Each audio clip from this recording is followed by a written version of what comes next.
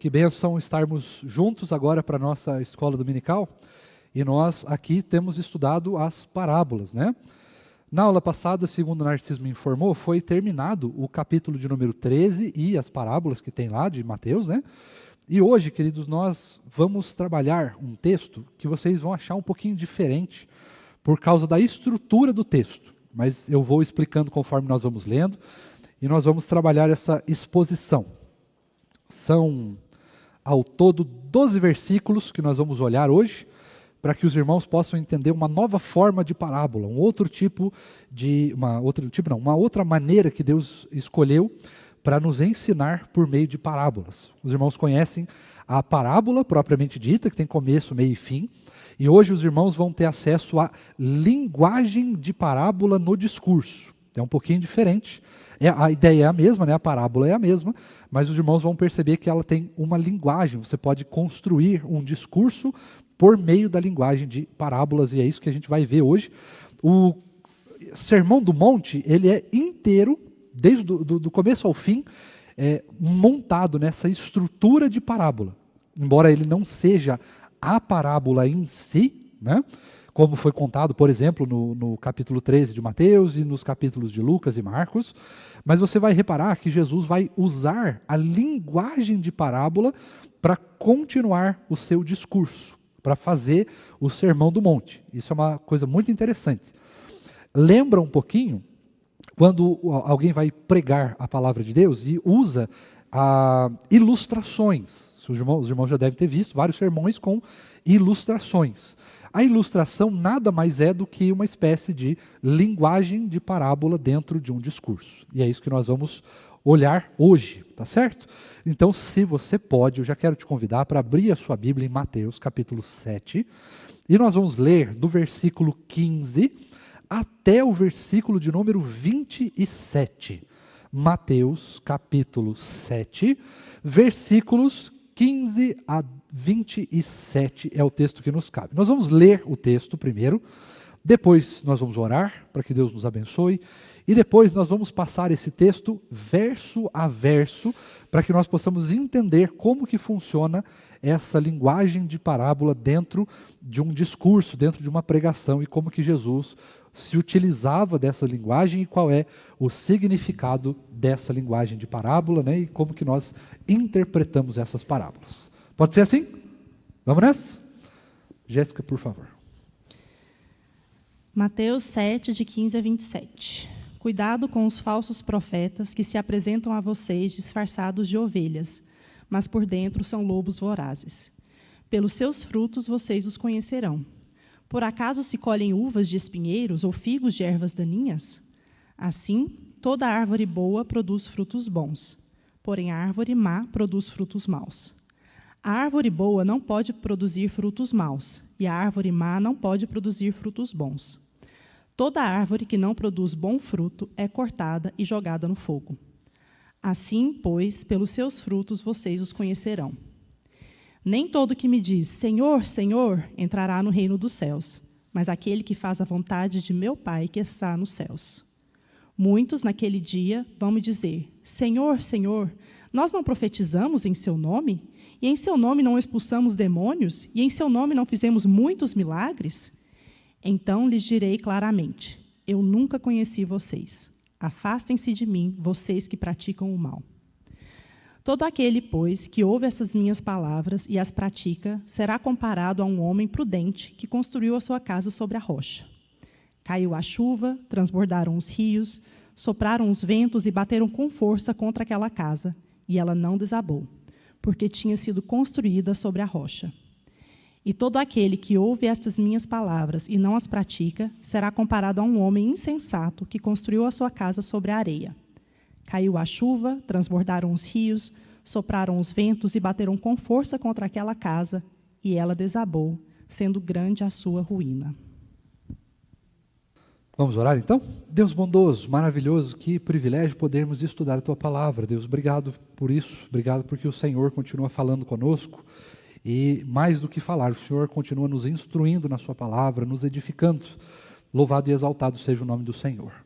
Agora, Deus, que nós vamos estudar a Tua palavra, nós clamamos que o Senhor ministre de graça nas nossas vidas, Que o Senhor Deus nos ajude a compreender a Tua palavra, a entendermos o que ela diz, os seus significados, mas também que o Senhor fale conosco, Deus, de modo que não só possamos entender o que ela diz, mas que possamos, de fato, praticar o que a Tua palavra nos ensina e o que a Tua voz nos chama a fazer. Cuida do nosso coração nesse tempo, nos dá sabedoria e entendimento para que possamos compreender aquilo que o Senhor quer nos ensinar nessa manhã e não permita que o nosso coração se endureça ao ponto de nós negligenciarmos aquilo que o Senhor quer falar e quer nos ensinar. Nós pedimos isso ao Senhor e também te agradecemos em nome de Jesus. Amém. Irmãos, então, vocês repararam nesta diferença das parábolas que nós vimos anteriormente no capítulo de número 13, para essas que nós vimos agora no capítulo de número 7. Essas estão dentro de um discurso de Jesus, dentro do Sermão do Monte, o famoso Sermão do Monte, que vai do capítulo 5 até o capítulo de número 7. Nesse texto que nós lemos aqui, nós vimos, então, duas expressões de parábolas.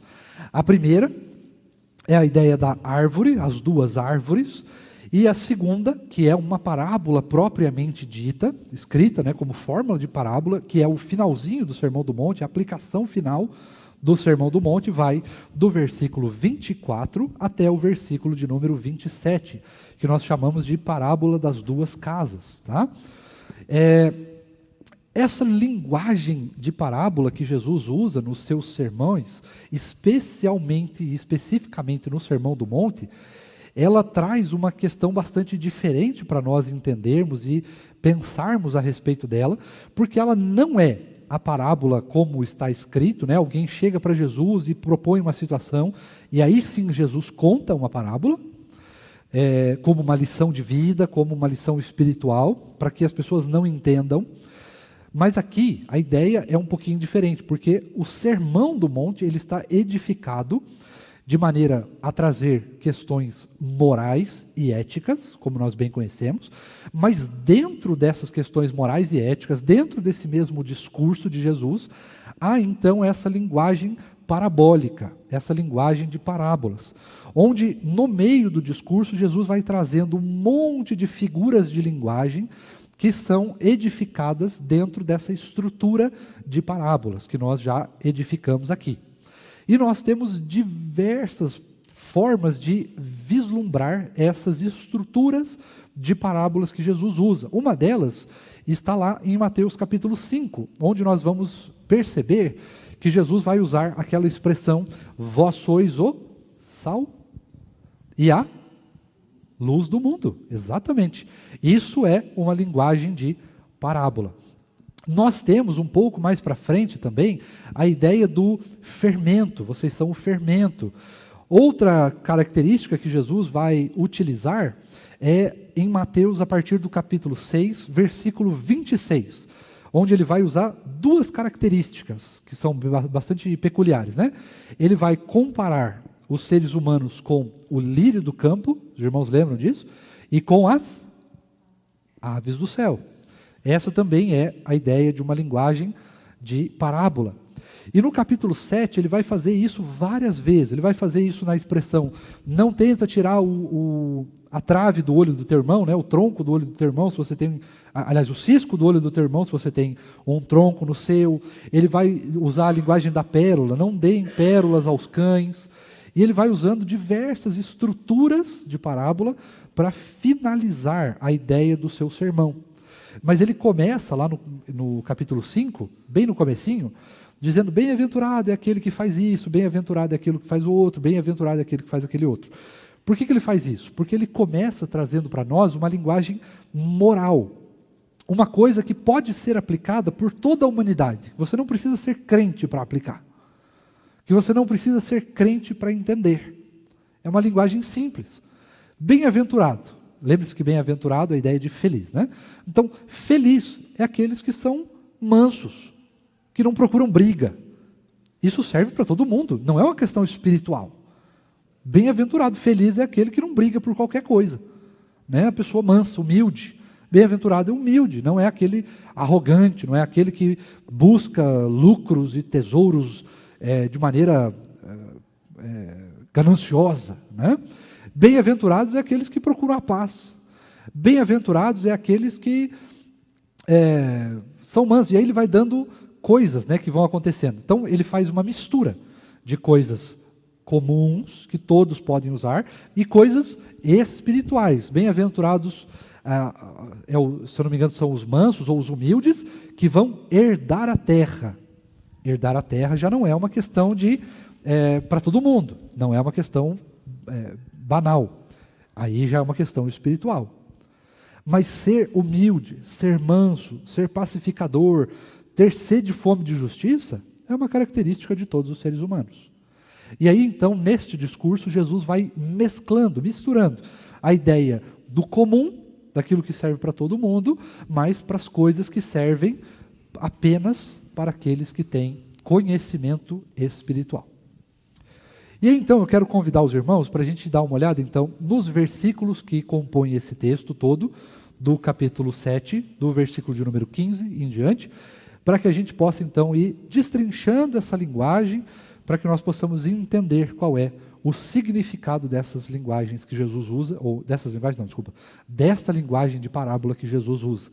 E aí, conforme nós vamos tendo a nossa aula, eu vou fazendo algumas perguntas para os irmãos, para que nós possamos, então, conversar um pouquinho também sobre esse texto, tá certo? Jéssica, só o versículo 15, por favor. Cuidado com os falsos profetas que se apresentam a vocês disfarçados de ovelhas, mas por dentro são lobos vorazes. Olha que legal. Jesus, então, ele vai começar, e por isso que eu escolhi especificamente o versículo 15, porque a partir do versículo 15 nós temos a última parte do texto. Ele vai finalizar no versículo 29. Tá? Nós não lemos o 28 e 29, que é o finalzinho ali, né? O encerramento, mas nós reparamos que o texto final, a parte final do Sermão do Monte, começa então no versículo de número 15. E aí ele vai fazer então um alerta. Todo o texto de Mateus 5, 6 e até o 15 do 7, Jesus ele vai trazendo questões morais, questões éticas, questões espirituais que nós temos que colocar em prática nas nossas vidas. São coisas técnicas mesmo, técnicas que você tem que fazer. Você tem que ir lá e fazer mesmo, pôr em prática na sua vida, tá? Pôr em prática de maneira moral, de maneira ética e de maneira espiritual. Mas você tem que fazer. São coisas que você vai lá e faz. Aqui, no finalzinho, Jesus vai mudar a ênfase do discurso. E agora ele vai trazer coisas para nós pensarmos, coisas que a gente tem que olhar com atenção. Não é ir lá e simplesmente fazer. Tem o fazer? Também tem. Mas não é só isso. Agora é uma questão de atenção. Olha, cuidado com os falsos profetas. Cuidado com os falsos mestres. Cuidado com o ensino deles. É isso que ele vai começar dizendo para nós. E aí, eu queria trazer aqui para os irmãos algumas coisas que são importantes a respeito disso. Você lembra que quando nós interpretamos parábolas, a parábola ela tem um sentido estritamente espiritual. Ela não pode ser interpretada fora do seu sentido espiritual. Dá para interpretar parábolas fora do seu sentido espiritual? Claro que dá. Mas ela não foi feita para isso, como nós vimos lá na primeira aula. Como que as parábolas são construídas e como que nós podemos entender as parábolas. E certamente o Narciso deve ter conversado mais sobre isso com os irmãos nas aulas anteriores. A parábola tem um sentido espiritual. Por isso que Jesus vai trazer lá no comecinho do capítulo 13, aquela ideia de eu falo por parábola para que aqueles que ouvem e não são do meu rebanho não consigam entendê-las. Então ela tem sim um sentido espiritual e ela não pode ser interpretada fora do seu sentido espiritual. Isso não quer dizer que ela não possa ser utilizada fora do sentido espiritual. Ela tem lições éticas e morais também. Por exemplo, nós vamos ver a ideia da casa mais para frente, mas é muito simples, né? Quem constrói uma casa sem alicerce, com certeza está correndo risco. Não é isso que todo arquiteto sabe, todo engenheiro civil sabe, todo construtor de casa sabe, Se você constrói uma casa sem edificação, sem alicerce, você está cometendo um erro gravíssimo. Está colocando, inclusive, a sua vida em risco. Tá certo? Tá certo. É isso que Jesus queria ensinar? Não. Muito longe disso. Tá? Então nós não podemos perder de vista a ideia sempre de que Jesus, quando fala sobre parábolas, ele está trazendo uma lição espiritual para a vida dos crentes, dos eleitos, de nós. Tá certo? Então isso nós não podemos perder de vista. Aqui, irmãos, eu queria fazer uma pergunta para os irmãos, para que os irmãos possam também participar da aula. Você consegue identificar neste texto de 15 a 27 de Mateus 7, quantas parábolas, quantas linguagens de parábola você consegue identificar aqui? Diga lá para mim.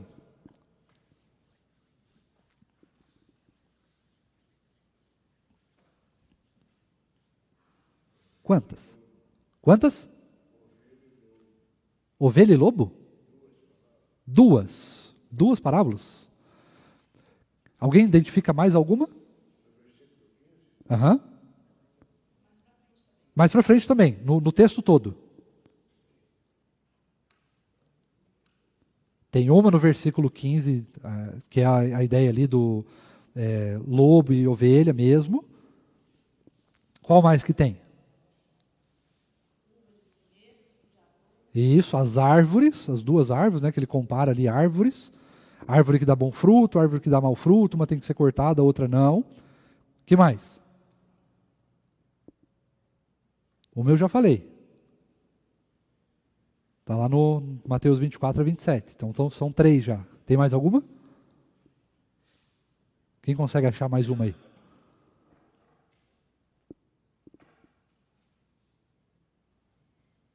Tem mais uma.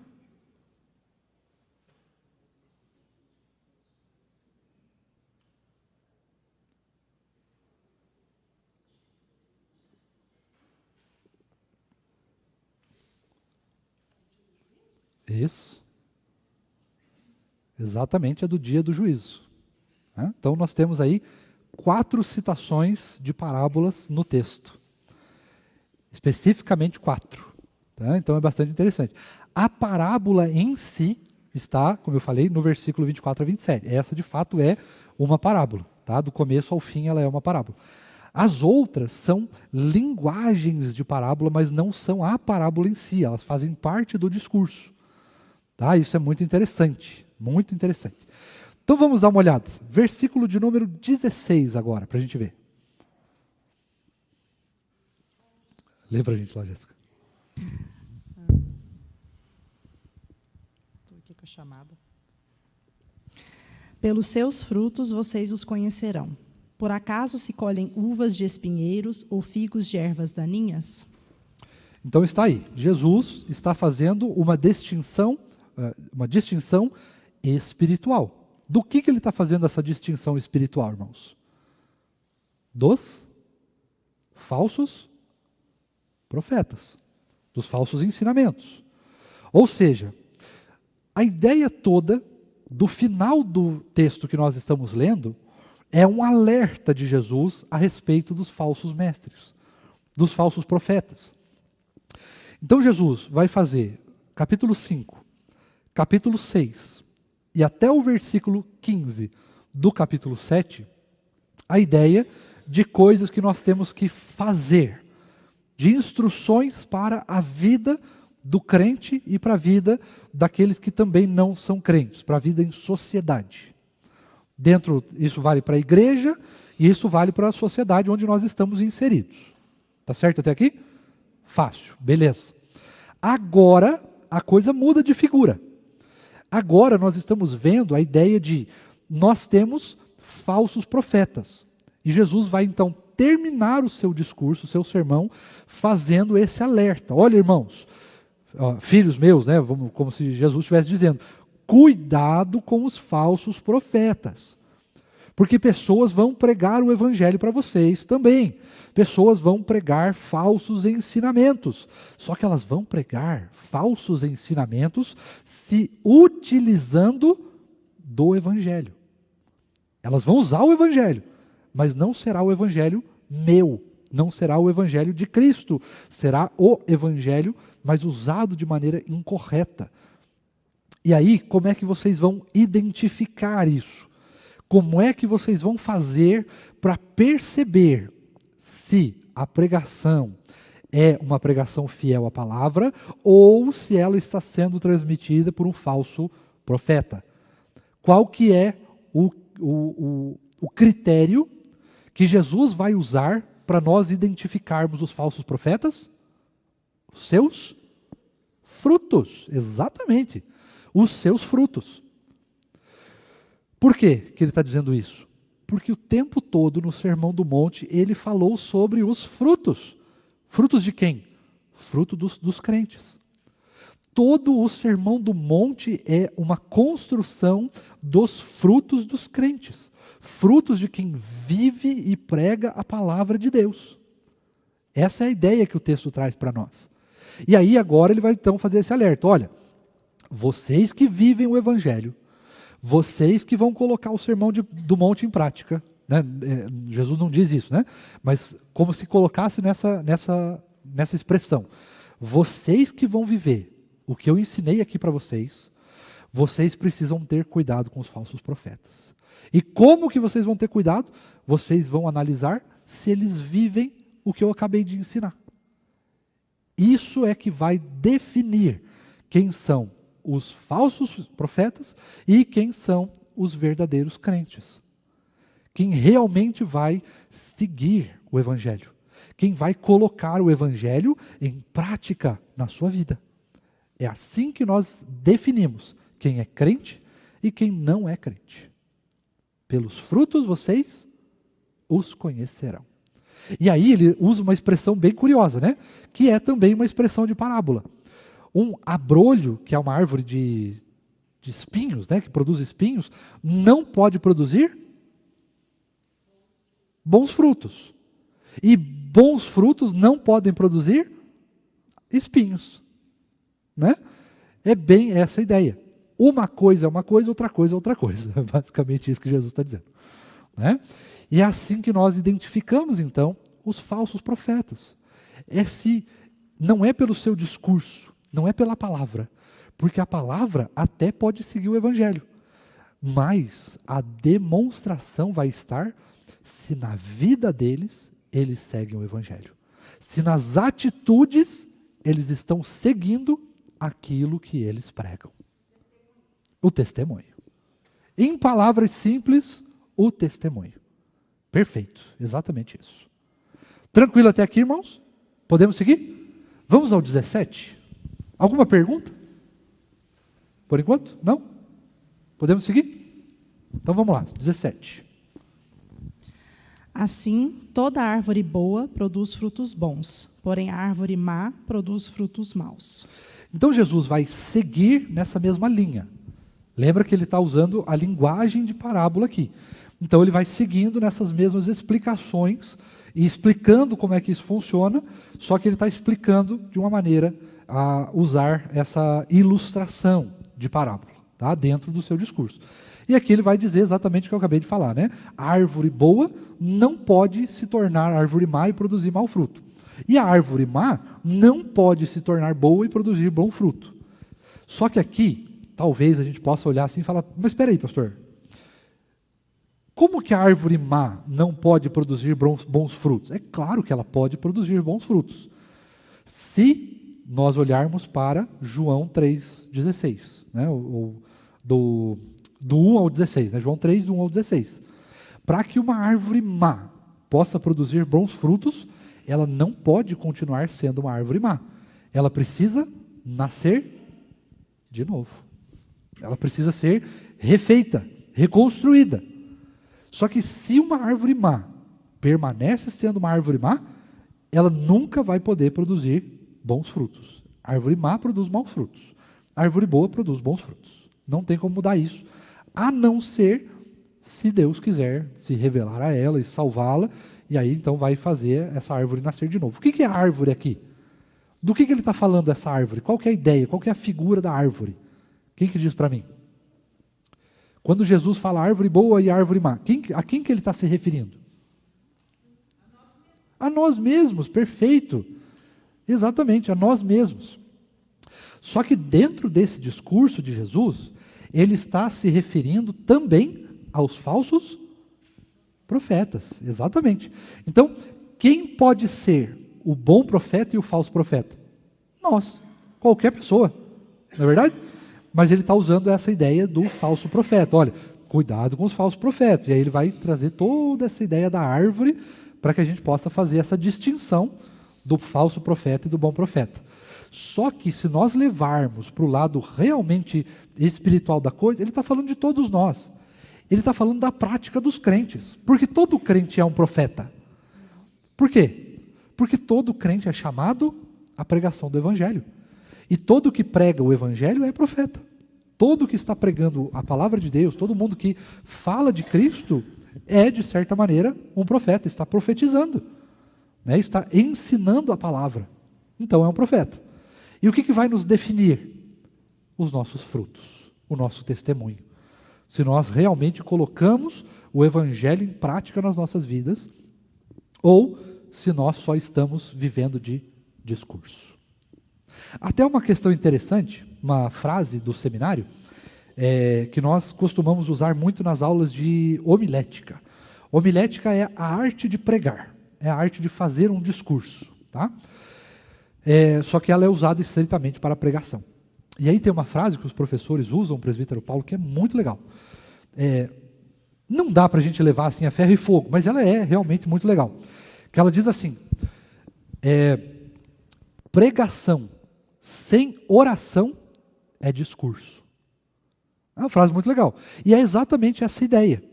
Se você está pregando o Evangelho, mas se você não ora, se você não põe aquilo em prática, se você não trabalha aquilo na sua vida, na vida dos crentes, então o que você está fazendo? Discursando sobre a Bíblia, não pregando a Bíblia. Para pregarmos a palavra de Deus, nós precisamos também viver a palavra. Ela precisa fazer sentido para nós primeiro, para depois poder fazer sentido para outras pessoas. Tá certo? Palavra sem prática, irmãos, é só vento, é só discurso. Tá? O que diferencia uma pregação de um discurso? É como nós colocamos ela em prática nas nossas vidas. É como nós vamos levar ela não só à prática em si. Não é só ir lá fazer, porque se você estiver numa empresa aí, você vai ouvir um monte de discurso. Se for numa palestra motivacional, você vai ouvir um belíssimo discurso, muito melhor do que o meu, do que o do pastor Tiago, inclusive. Um negócio motivacional, as pessoas vão aplaudir, e elas vão ficar efervescentes naquele discurso, e elas vão sair de lá doidas, assim, animadas, cheias de esperança, de alegria. Nossa, agora nós vamos fazer, a gente vai... Isso é um negócio muito louco. Por que a gente não sai assim da pregação? Porque a pregação não tem o intuito de apenas nos alegrar. Ela tem vários intuitos. Consolo, alegria, disciplina, contentamento, gratidão. Ela tem um monte de ideias aqui. Mas a ideia central dela é apontar Cristo como a única necessidade que nós temos. Sem Cristo nós não podemos viver. Isso é uma pregação. Nós precisamos de Cristo. Nós precisamos perceber numa pregação que nós temos uma condição caída. Nós estamos em pecado e nós precisamos de Cristo. Cristo é a única solução para nós. Não é a alegria, não é a força, não é o trabalho, não é o dinheiro, não é o dom e talento, não é o fazer, não é o realizar. A única forma que nós temos de viver é a partir por meio de Cristo. E é isso que vai definir, então, como encontrar um crente e como encontrar um descrente. Pelos frutos, vocês os conhecerão. Qual fruto? Porque aí nós temos que definir qual fruto é. Por quê? Se a gente falar assim, o fruto é caridade, aí nós estamos perdidos, porque tem gente que faz muito mais caridade do que nós. Concorda comigo? Tem muita gente que faz muito mais caridade do que nós. Uma ONG, por exemplo, vive de caridade. Ela vive fazendo caridade. Né? Um hospital, por exemplo, um hospital filantrópico, vive de fazer caridade, 24 horas por dia. Nós não podemos nem dizer que a gente fica aqui 24 horas por dia. O hospital fica. Então eles fazem muito mais caridade que nós. Então o fruto é caridade. Qual que é o fruto? Espiritual. Perfeitamente. O fruto é espiritual.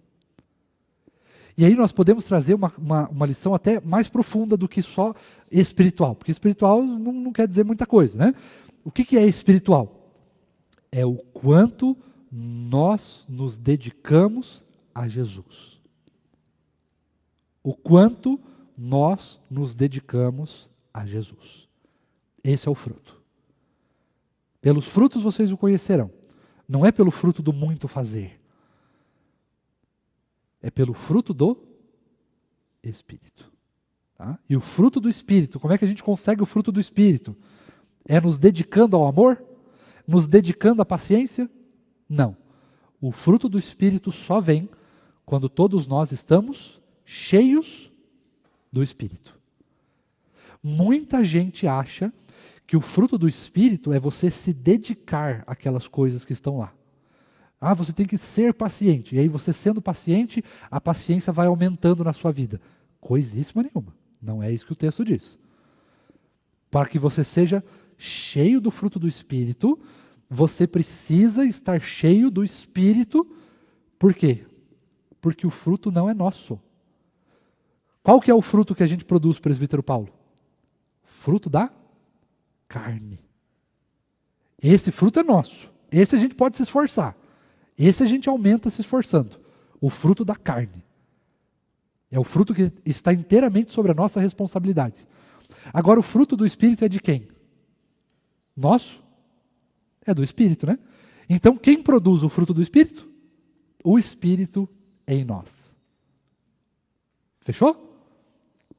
Alguma pergunta até aqui? Podemos seguir? Jéssica, 17.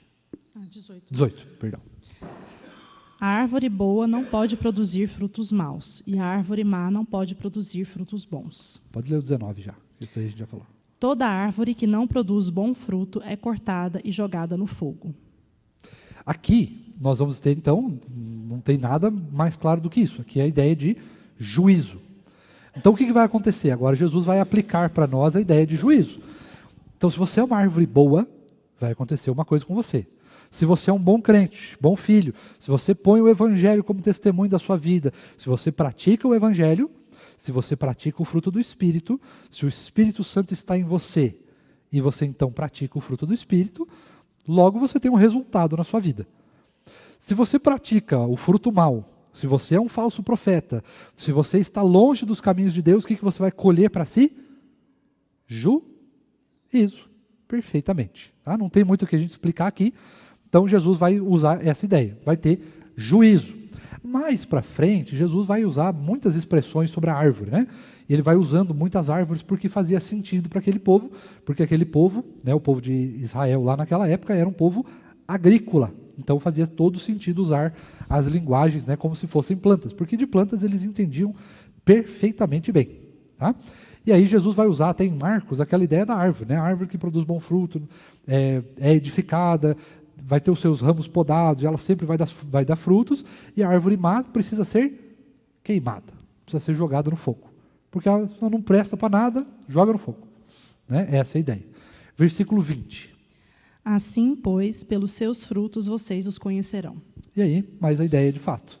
Finaliza essa primeira parte aqui. Essa primeira parábola, essa primeira linguagem de parábola é finalizada, então, mais uma vez dizendo isso, né? Fazendo essa, parece uma redundância para nós, né? Jesus dizer várias vezes, mas lembre-se que Jesus era judeu. E dentro da linguagem, da cultura judaica, existiu o paralelismo, que é a ideia de você falar duas coisas parecidas para que você desse ênfase. Por exemplo, o presbítero Paulo é presbítero da igreja do Tarumã. Jura? Mas aí a gente pode usar essa mesma expressão e dizer assim, o presbítero Paulo é presbítero da igreja do Tarumã. O Tarumã tem um presbítero, que é o presbítero Paulo. Percebe? É a mesma coisa, só que você vai usar isso numa linguagem diferente. E a gente vê isso nos Salmos, né? Os Salmos é o que mais usa essa linguagem de paralelo, para dizer exatamente isso. Então Jesus, ele vem dizendo uma coisa e ele vai terminar dizendo a mesma coisa, só que com outra linguagem, né? Uma outra forma de dizer a mesma coisa. Tá certo? Legal? Vamos seguir? Versículo 21. Nem todo que me diz, Senhor, Senhor, entrará no reino dos céus, mas aquele que faz a vontade de meu Pai que está nos céus. Olha aí. Agora, nós mudamos a ênfase. Tá? Não é mais a linguagem de parábola estritamente dita, mas a linguagem de parábola não, desculpa. Não é mais a parábola propriamente dita, mas é uma linguagem de parábola que Jesus vai usar. Só que aqui, especificamente, ele vai usar uma linguagem diferente do que a gente está acostumado. Por que a gente está acostumado com a parábola? É usar uma situação cotidiana do dia a dia, como foi na parábola dos talentos, que ele usa as moedas, na ideia da árvore, né? Árvore boa, árvore má, na parábola das casas, que ele vai usar a casa que tem edificação na rocha, a casa que tem edificação na areia, a parábola da semente, e ele vai usando várias parábolas, né? Várias situações do dia a dia. Aqui ele não vai usar uma situação do dia a dia, ele vai usar uma forma de expressar essa parábola a respeito de uma situação extraordinária. Tá? De uma situação extraordinária, focada. Ele vai focar isso no relacionamento com Deus. No caso, no relacionamento com Ele mesmo, com Cristo. Nem todo aquele que me diz, ele está colocando Ele mesmo no centro da parábola. Então, nem todo aquele que me diz Senhor, Senhor, nem todo aquele que me chama de Senhor, entrará no reino dos céus. Então ele vai fazer mais uma vez uma distinção. Tem gente que vai entrar no reino, tem gente que não vai entrar no reino. Perfeito? Agora, ele já vai dizer aqui para nós diretamente, vai ser bem enfático. Quem que vai entrar no reino dos céus? Quem? Isso, quem faz a vontade do meu Pai. Percebe que ele vai tirar até mesmo a vontade dele mesmo, ele não vai dizer quem faz a minha vontade. Não, ele tira ele da ênfase, né? A pessoa vai falar com ele, mas a ênfase não está em Jesus, a ênfase está em Deus de fato. Todo aquele que faz a vontade de meu Pai que está nos céus. Tá? A vontade que nós temos que realizar não é a vontade de Cristo, é a vontade de Deus. E por meio de quem nós realizamos a vontade de Deus? Por meio de Cristo. É Cristo quem nos ajuda a realizar a vontade de Deus, porque nós fazemos tudo em nome de Jesus. Tranquilo até aqui? Podemos seguir? Alguma pergunta? Não? Sigamos então o verso 22. Muitos naquele dia vão me dizer, Senhor, Senhor, nós não profetizamos em seu nome? E em seu nome não expulsamos demônios? E em seu nome não fizemos muitos milagres? Olha aí, esse texto é famoso, né? Todo mundo conhece esse texto, todo crente, todo bom crente conhece esse texto, né? Às vezes até os maus crentes conhecem esse texto. Quem que não conhece esse texto? Os maus crentes, né? Aqueles que praticam exatamente isso que o texto vai ensinar para nós. Naquele dia, qual dia que a gente está falando aqui? O dia do juízo, perfeitamente. Né? Nós vimos isso até algumas vezes lá em Apocalipse. Então, o dia do juízo. No dia do juízo, muitos, o que significa muitos? Que não são poucos. Ah, pastor, você jura que muitos não são poucos? Por que eu estou dizendo isso? Estou dando essa ênfase. Porque é muito mais do que a gente imagina. Né? Muito mais do que a gente imagina. Muitos me dirão naquele dia. Muitos aqui é uma expressão qualitativa mesmo, que Jesus está enfatizando que é um número muito maior do que a gente está achando que é. Tá? Muito maior do que a gente acha que é. Muitos virão para mim naquele dia e vão me dizer, Senhor, Senhor. O que é essa expressão Senhor, Senhor? É uma expressão utilizada no grego e era muito utilizada por Jesus também para dar ênfase. Lembra? Em verdade vos digo. Essa foi uma expressão criada por Jesus. Essa expressão não existia antes. Pode ver que no Antigo Testamento você quase não olha nada parecido com isso. Né? E aí vem Jesus. Jesus, então, ele inventa, de certa maneira, essa expressão. Em verdade vos digo. O que ele está dizendo? Ele está dando ênfase. Tá? Então, muitos me dirão naquele dia, Senhor, Senhor, vão dar ênfase nesse Senhor. Ênfase no senhorio de Cristo. Então, eles vão colocar, Senhor, Senhor, em teu nome, nós não expulsamos demônios, não realizamos milagres e operamos maravilhas. E é verdade, não é verdade? Hoje nós conseguimos ver claramente isso. Muitas pessoas fazem coisas extraordinárias na vida. Fazem coisas extremamente grandes, sublimes. Igrejas aí com mais de 5 mil membros, 10, 20. Tem uma igreja na Coreia do Sul, que é uma igreja presbiteriana, inclusive, que tem mais de 100 mil membros. 100 mil membros. Eu acho que são mais de 3 mil pastores na igreja. Imagine uma reunião do conselho assim, presbítero. Começa na quinta-feira e termina no domingo. Se terminar, né? Uma loucura. 100 mil membros. É grande. O que vai definir o Senhor, Senhor? É o fruto. É colocar em prática a nossa fé. É colocar em prática o nosso amor pelo Senhor Jesus. É isso que nos define, não é um milagre. Não é expulsar demônio. Quantos demônios você já expulsou? Poxa vida, aí você fala assim, poxa, eu não expulsei nenhum demônio, não realizei nenhum milagre, nenhuma maravilha, então eu não vou entrar no reino dos céus. Não é pelos milagres. Não é pelas coisas extraordinárias. Mas é pelos frutos. É o fruto do dia a dia.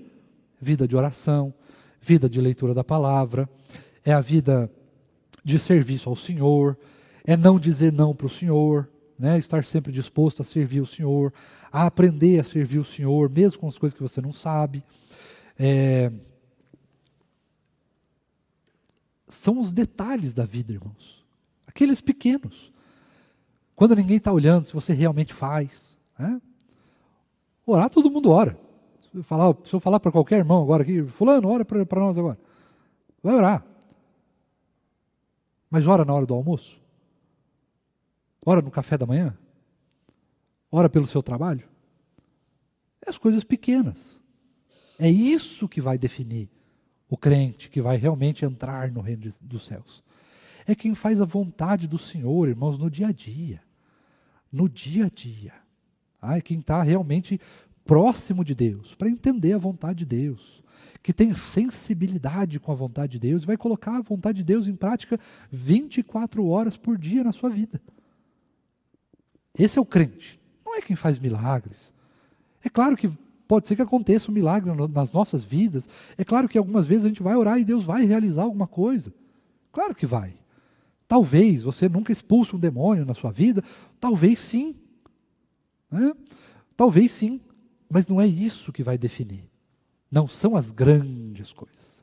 São as coisas pequenas do dia a dia. É a vida com Jesus.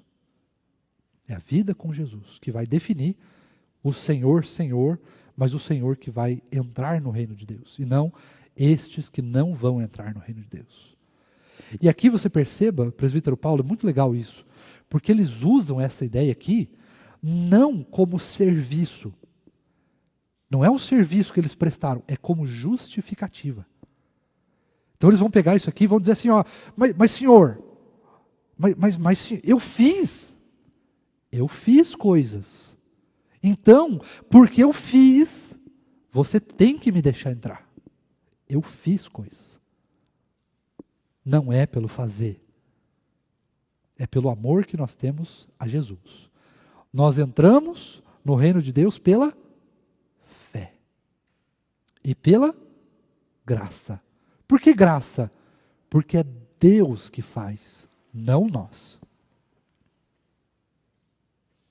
Mas a gente não faz um monte de coisa também? Fazemos. E o que vai definir o que a gente faz? É se nós fazemos de fato por amor ao Senhor. Lembra o texto de Efésios? Nós somos predestinados para boas obras. É Deus quem predestinou as boas obras. Não é a gente que sai fazendo porque a gente quer. Ou não é a gente que sai fazendo porque nós somos bonzinhos. É o Senhor que nos capacita a fazer. Deu para entender até aqui? Podemos seguir? Se não me engano é o verso 23. Segue lá para nós. Então lhes direi claramente, eu nunca conheci vocês. Afastem-se de mim, vocês que praticam o mal. Olha aí. Lembra que eu falei da ideia da justificativa? Então, essas pessoas praticaram o mal e elas vão usar as suas obras como justificativa. E aí, presbítero, é aquela ideia da fé por obras, né? Da justificação pelas obras e não justificação pela fé.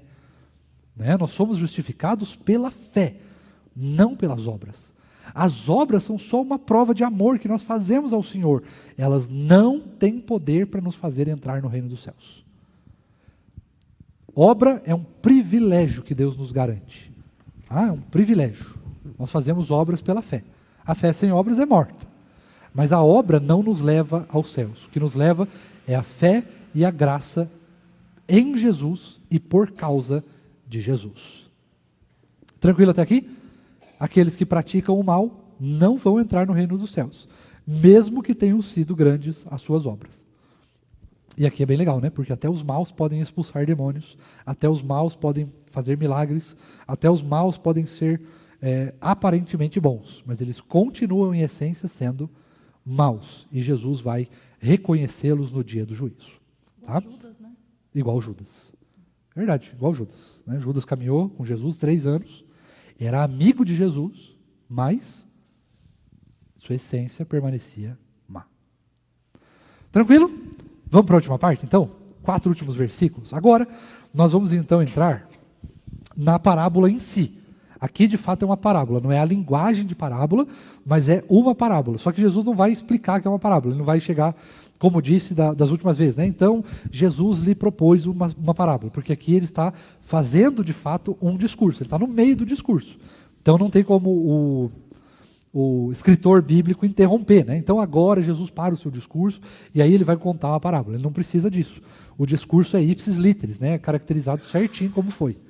Tá? Então vamos seguir agora e Jesus vai propor agora uma parábola que a gente conhece bem, que nós já estamos bem acostumados. Deixa eu só perguntar uma coisa antes. Alguém aqui já sabia que esse texto de Mateus 7, 24 a 27 era uma parábola? Alguém sabia? Né? É uma coisa rara, né? Porque normalmente a gente não olha esse texto como uma parábola. A gente olha como parte do discurso de Jesus mesmo, né? Como uma ilustração que ele está usando, mas a estrutura que nós temos aqui é exatamente a estrutura de parábola, tá certo? Então vamos lá, versículo 24. Acho que 24 e 25, já para a gente... que está no mesmo contexto, se eu não me engano. Todo aquele, pois, que ouve estas minhas palavras e as pratica, será comparado a um homem prudente que construiu a sua casa sobre a rocha. Caiu a chuva, transbordaram os rios, sopraram os ventos e bateram com força contra aquela casa, e ela não desabou, porque tinha sido construída sobre a rocha. Legal. Então nós temos aqui a primeira parte da parábola. Qual que é, irmãos, a ideia que esse texto traz para nós? Ele traz para nós a ideia de que nós temos o nosso alicerce em Cristo. Cristo é o nosso alicerce, é o alicerce da nossa vida. Então vamos entender essa parábola aqui com calma, tá? O que significa a casa? Quem diz para mim? O que é a casa? Nossa vida, perfeito, exatamente isso. A parábola não, a casa é a expressão da nossa vida. Então quando Jesus vai dizer a casa, né, construiu a casa, ele está dizendo construiu a sua vida, edificou a sua vida sobre a rocha. O que é a rocha? Aqui eu vou pegar vocês. Quem é a rocha? Cristo Jesus, né? Errado. Vou explicar para você o que é a rocha. A rocha não é a pessoa de Cristo em si, embora foi sempre isso que a gente ouviu. A rocha é a profundidade que nós temos em Cristo. Não é a pessoa de Cristo, a gente não constrói na pessoa de Cristo. A gente constrói com a pessoa de Cristo. Com a pessoa de Cristo, não nele. Tá? A nossa vida não é edificada nele, ela é edificada por ele. E qual que é a ideia do texto para nós? A ideia de construir a casa na rocha não é como se tivesse assim, aqui tem um deserto e a pessoa vai construir a casa na areia. Aí subindo aqui um pouco mais nós temos uma montanha, daí a pessoa construiu a casa na rocha, na montanha. Não é isso que o texto está dizendo para nós. O texto está dizendo para nós que construir casa na rocha e na areia é construir a casa com alicerce e sem alicerce. Como é que funcionava isso no contexto? Porque lembre-se, A parábola ela tem um contexto local. Então ela precisa ser entendida pelas pessoas. Só que as pessoas entendiam o contexto e não entendiam a parte espiritual. Então vamos discernir aqui a parte espiritual primeiro, por segundo, e vamos primeiro discernir a parte do contexto aqui local. O que acontecia? Lembre-se, na Palestina, na Judéia, era uma região desértica. Tinha muito vento, muito vento. E de vez em quando, esses ventos, eles vinham com chuva, com granizo. Era um negócio de umas tempestades de areia, um negócio meio descomunal, assim. Era um negócio bem feio mesmo. Eram intempéries da natureza bem feias. Tá? E o que acontecia? Alguns construtores, algumas pessoas, construíam as suas casas na areia. O que está dizendo na areia? É óbvio que tudo ali era areia. Só que a ideia, eles estavam dizendo assim, construía sem fundamento, sem fundação. E como é que constrói com fundação? Meu irmão, quem já trabalhou com construção aqui sabe, você tinha que cavar fundo naquela areia até você encontrar uma pedra. A camada de pedra, a estrutura de pedra.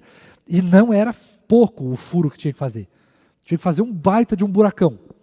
Aí você fazia o buracão, encontrava a rocha nesse buraco. Ali, a partir daquela rocha, você ia então construir a casa. Deu para entender? Era assim que fazia. Esse era o jeito certo de construir. E é assim ainda hoje. Tá? Se você vai fazer uma construção, tipo um prédio, mais de um andar, e mesmo uma casa simples, você tem que fazer uma fundação. Porque senão a estrutura das paredes fica meio comprometida, ela fica meio bamba ali, qualquer coisa pode soltar aquelas paredes ali. É perigoso. Tá? Então tinha alguns preguiçosos que construíam a casa sem a fundação.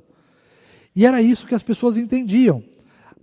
Jesus está dizendo que quem constrói a casa sem fundação, a casa vai ser destruída. E quem constrói com fundação, se vier uma tempestade e tal, a casa não vai ser destruída. É isso que Jesus está dizendo. Tá, mas o que tem a ver? Não tem nada a ver. Só que aqui nós temos então o sentido espiritual. Qual que é o sentido espiritual para nós? O sentido espiritual nós temos que construir a casa com alicerce, com fundação.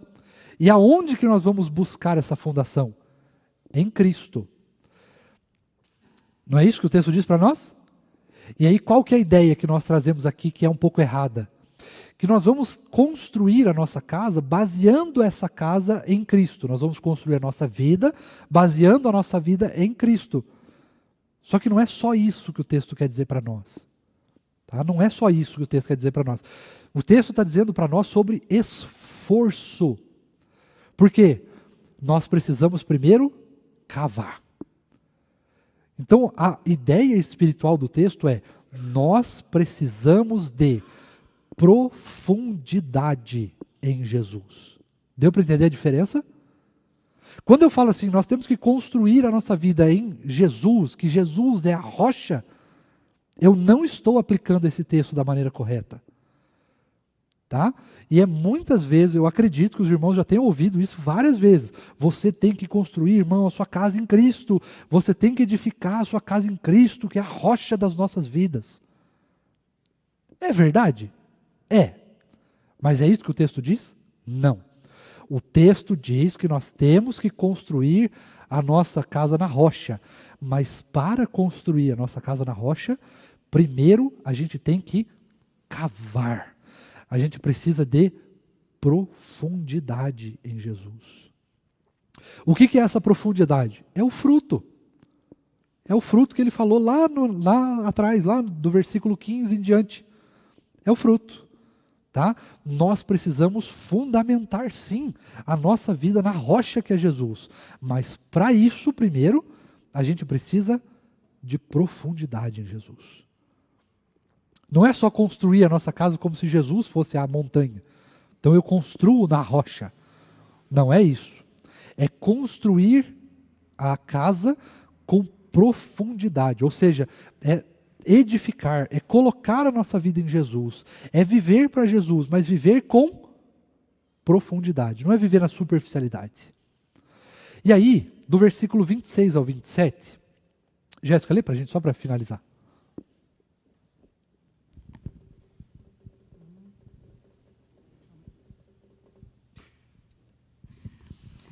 E todo aquele que ouve estas minhas palavras e não as pratica será comparado a um homem insensato que construiu a sua casa sobre a areia.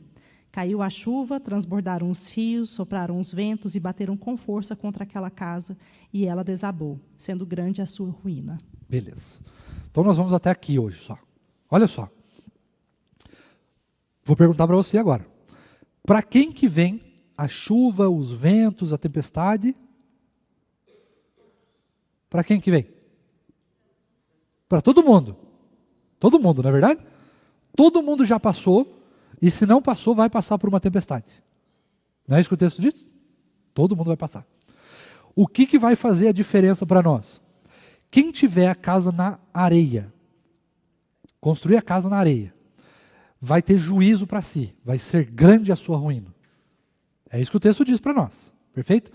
Quem construir a sua casa na areia vai ter grande ruína. A tempestade vai vir para ele também e vai ser grande a sua ruína. Quem constrói na rocha, vai vir os ventos também. Vai vir a chuva, vai vir a tempestade, vai ter tormento também, vai ter tempestade, vai ter dificuldade também. Mas a casa vai permanecer. Então o que o texto está dizendo para nós? Que os problemas da vida vêm para todo mundo. Todo mundo vai ter problema. Todo mundo vai ter dificuldade na vida. Pode ser que tenha uns que tenham mais, tem outros que tenham menos. Pode ser que tenha um mais lá na frente, outro menos agora, depois tem mais depois, tem menos, enfim. É assim que vai sendo a nossa vida. Tem horas de alegria, tem horas de luta. Normal, vem para todo mundo. Beleza. Agora, como é que a gente entende esse texto? Se a minha vida estiver em Jesus, eu vou estar seguro. É isso que o texto diz para nós. Se a minha vida estiver em Cristo, eu vou estar seguro. Só que agora você entendeu que não é só estar em Cristo. Porque estar em Cristo também significa colocar a casa na areia. Os dois construtores praticam a palavra. Um vai ouvir e o outro não vai. Um vai praticar e o outro não vai praticar. Mas os dois vão ouvir. É isso que eu quis dizer. Os dois vão ouvir a palavra. Um vai praticar e o outro não vai praticar. O que é essa prática? É a profundidade em Jesus. Aquele que ouvia a palavra, porque os dois aparentemente são crentes. Os dois aparentemente estão na igreja. Os dois estão ouvindo a palavra. Então, ouvir a palavra de Deus, irmãos, não significa nada. Ouvir e não praticar é o problema. Os dois vão ouvir a palavra. Um vai praticar. O outro não vai praticar. Aquele que não vai praticar a palavra, o que vai acontecer com ele?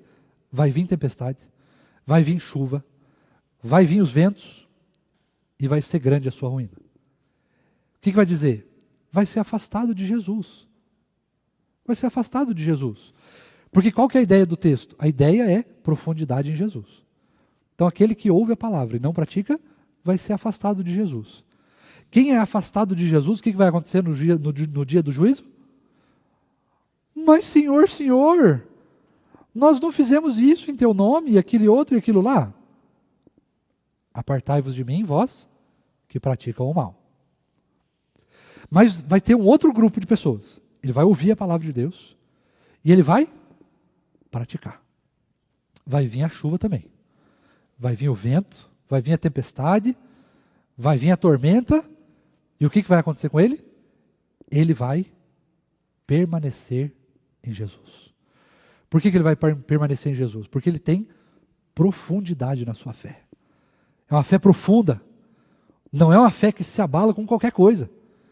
Vai vir o luto, vai vir a tristeza, vai vir a angústia, vai vir o desemprego, vai vir a falta de dinheiro, vai vir a perda das coisas, vai vir briga, né? Vai vir a não conversão dos parentes, vai vir um monte de coisa. Vai vir um monte de coisa. Mas ele vai permanecer. E ele vai permanecer. E ele vai continuar permanecendo. Porque ele está permanecendo em Jesus. Ele tem profundidade em Jesus. Não é o vento que vai abalar, não é as lutas da vida, não é nada que vai acontecer com ele que vai abalar. Porque ele está profundamente arraigado em Jesus. Pode vir a chuva, pode vir um monte de coisa que vier. O que ele vai olhar primeiro? Para Jesus. É isso que o texto diz para nós. Deu para entender? Então você entendeu que o texto não está dizendo para nós da pessoa que vai construir a casa na areia, na praia ali, e aí essa praia, né, estando perto do mar ou no deserto, e vai vir o vento e vai varrer a casa. E aí outra pessoa vai construir a casa na montanha. E aí na montanha a casa vai vir o vento e a casa vai permanecer. Do mesmo jeito, se ela estivesse na montanha ou no deserto, se vir o vento sem alicerce, ela vai sumir. Ela vai sumir. A ideia do texto é então trazer para nós essa profundidade. Tem que cavar bastante para encontrar a rocha. Tem que se esforçar, irmãos, para fazer os frutos aparecerem. E os frutos vão nos levando para Jesus, como diz lá em Colossenses, como a gente viu. Os frutos vão nos consolando, vai aumentando o nosso vínculo em amor, vai trazendo a riqueza do conhecimento de Cristo Jesus, e nós vamos trabalhando cada vez mais, e nós vamos trabalhando cada vez mais, e nós vamos trabalhando cada vez mais, e nós vamos nos aprofundando em Jesus, e a gente ora mais, a gente lê a Bíblia mais, a gente estuda mais, a gente vai servindo uns aos outros mais, a gente prega o Evangelho mais, a gente vai servindo a Deus cada vez mais, e isso vai trazendo profundidade em Jesus. E o alicerce vai se aprofundando, se aprofundando, se aprofundando, se aprofundando, se aprofundando, até que chega um ponto que pode acontecer o que acontecer nas nossas vidas. Nós vamos estar sempre firmados em Cristo. Porque a nossa fé tem profundidade, tem alicerce, ela é firme, ela é forte. Vem a chuva, vem tudo, vai permanecendo, vai permanecendo. Pode vir qualquer coisa, vem a doença, vem a enfermidade, vem a dor, vem o luto, vem a tristeza, vem problema no casamento, vem problema com os filhos, vem problema não sei aonde, vem problema no trabalho, vem problema financeiro, vai vindo problema em cima de problema, e problema em cima de problema, e nós permanecemos. Porque o que sustenta as nossas vidas não é o trabalho, não é a igreja, não é o serviço propriamente dito, não é o que a gente faz ou deixa de fazer, não é o trabalho, não é o dinheiro, não é o casamento, não são os filhos, não é a vida. O que vai nos permanecer é a fé alicerçada e profunda em Jesus. Amém? Deu para entender o texto? Alguém tem alguma pergunta, alguma dúvida? Ou quer compartilhar alguma coisa? Aham. Aham.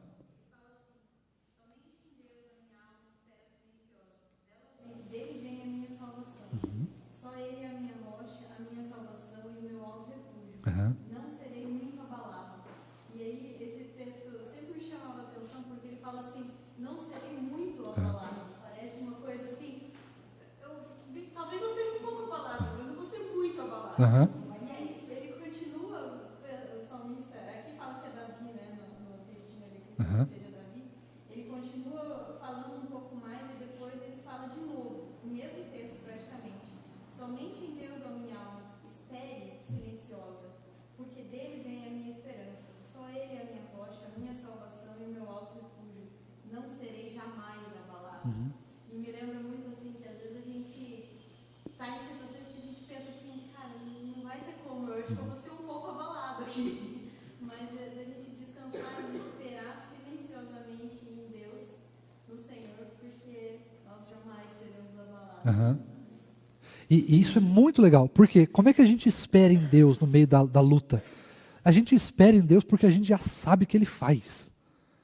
Essa é a profundidade que Jesus pede de nós, que Ele está chamando a gente à responsabilidade, né? A ideia é assim, exatamente essa. Vai vir as coisas, vai vir, mas eu sei quem eu estou servindo, eu tenho profundidade, eu entendo de Jesus. Exato. Tem isso. Bem abalado.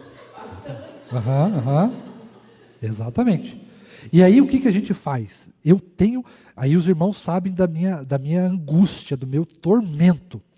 Quando um irmão está mal, o irmão está passando por problema no casamento, problema no trabalho, problema financeiro, está com luta na vida, doença, não tem solução, ele está perdido, sem perspectiva da vida. Aí o que ele faz? Ele sai da igreja. Ah, irmão, cara, isso me deixa numa angústia que vocês não imaginam. Gente, como é que você sai do meio dos seus irmãos, sendo que você precisa deles para se edificar?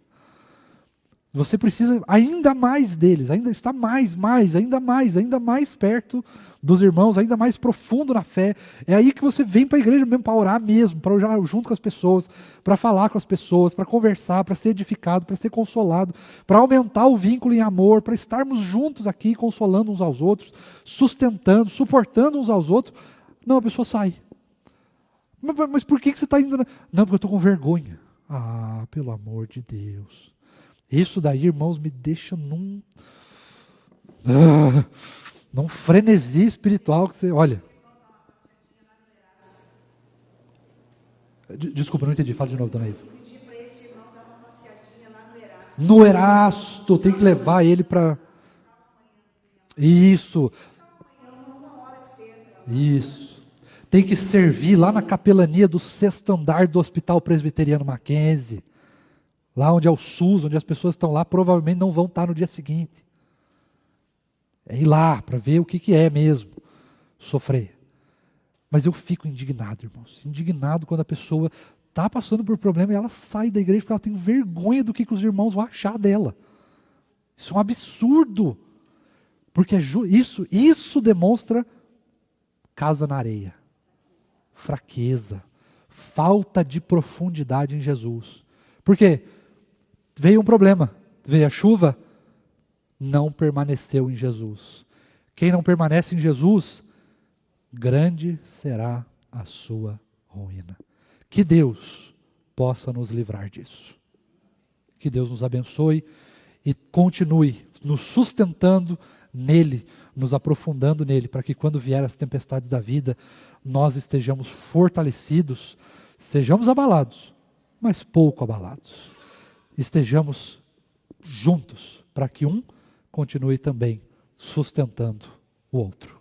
Amém? Vamos orar? Presbítero Paulo, o senhor pode orar por nós, para finalizarmos essa aula, por favor? Pai, nós somos gratos, Pai, porque o Senhor nos dá a alegria, o privilégio de estarmos diante do Senhor mais uma vez, ó Deus.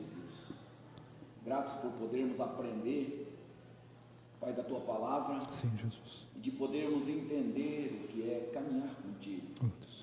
Pai, ter a certeza de que se tivermos o nosso alicerce, realmente, ó Pai, a nossa profundeza firmada em Ti, Pai, nós seremos vitoriosos, seremos vencedores diante de qualquer situação que vier. Pai, nós confiaremos em Ti, acreditamos que realmente a nossa casa está firmada em Ti. Amém. Por isso, ó Deus, somos gratos pela vida do Rev Patrick, pela sua caminhada, Pai, porque o Senhor tem derramado da sua graça sobre a sua vida, e Ele tem podido, ó Deus, se colocado à disposição do seu ministério para nos ensinar. Obrigado pela vida da sua família, do seu lar. Que o Senhor continue abençoado. Que o Senhor continue a estar conosco neste domingo. Sim. Vai nos abençoando e fazendo de nós servos usados cada dia mais pelo Senhor. Obrigado pela caminhada conosco, ó Deus. Obrigado pelo sustento e obrigado porque o Senhor tem derramado da sua graça. Nos abençoe neste domingo, no Dia dos Pais, que sejamos realmente abençoados pelo Senhor. Usa-nos, Pai, aonde estivermos, e que à noite estejamos aqui para continuar te exaltando, te adorando, te louvando. Obrigado por tudo, Senhor. Oramos no nome de Jesus. Amém. Amém. Feliz Dia dos Pais, irmãos. Que Deus continue dando graça para nós ao longo desse dia. Que Deus assim nos abençoe.